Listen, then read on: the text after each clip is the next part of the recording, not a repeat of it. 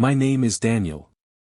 And if you've ever been the one everyone depends on, the one who fixes everything, pays for everything, and never gets thanked, you'll understand what I'm about to say.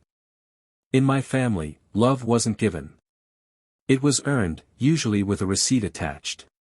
It started one morning over breakfast. My father looked up from his coffee and said, like it was nothing, "We're going to Italy next month. The whole family. It's time we all take a break." The whole family, he said, but his eyes never landed on me. My mom smiled. My sister's husband cracked a joke. And I just nodded, pretending to be part of the conversation that had already moved past me. A few hours later, my phone buzzed. Bank alerts. Flight bookings. Hotel reservations. All under my account. $9,200 charged, and not one message asking. I didn't call to argue. I just froze the card. Watching the screen turn gray felt like watching years of quiet obligation finally end. My girlfriend, Emma, texted. "You okay?" I replied, "They did it again." She wrote back, "You finally gonna stop letting them?" And for the first time, I said, "Yeah." The next morning, my mom texted, "Why did our tickets disappear?" I typed back, "Because I'm not on the trip." Then I put the phone face down and listened to the kettle whistle, the sound of peace trying to find its way back into my life. You know, it wasn't just about Italy. It never is. These things build slowly, little cuts disguised as favors, as family loyalty. The "you don't mind helping, right?" tone. The "you make more than us anyway" guilt. After my accident, the one that cost me part of my leg, I became their story. Their symbol of resilience. What they really meant was, I became useful. The fixer. The reliable one. The walking ATM. But that day, staring at those cancelled bookings, something in me went quiet. Not numb, focused. I wrote down everything tied to them. Phone plans. Accounts. House. Business. Bills. 7 things that needed to change hands. One by one, I started cutting the cords. First, the family phone plan. I didn't cancel it. I just transferred ownership. A few days later, my dad's line went dead, then my mom's, then my sister's. Next, the accounts, streaming, utilities, everything they'd quietly linked to my cards. Gone.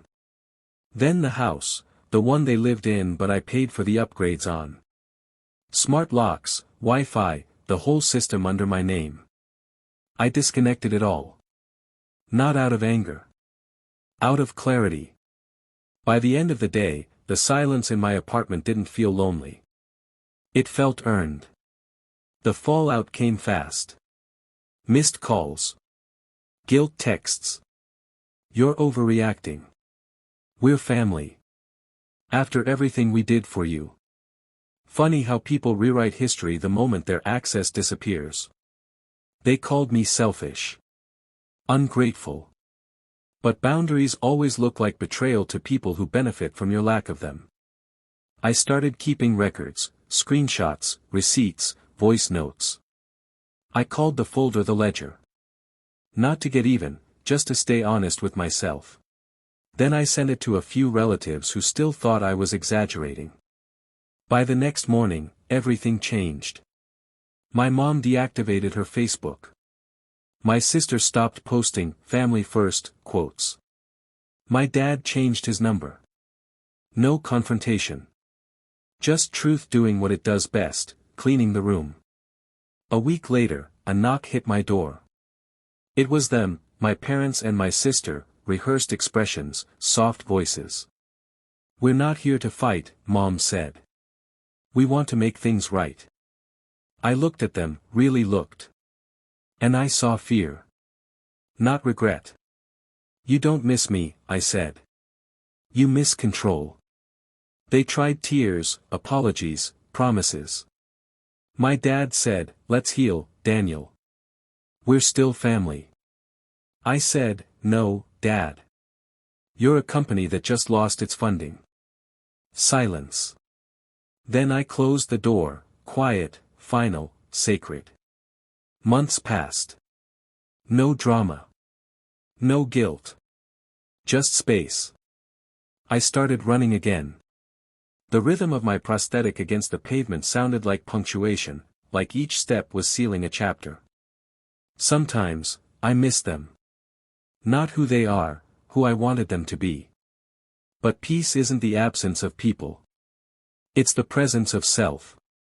And for the first time in my life, I didn't owe anyone an explanation for being free.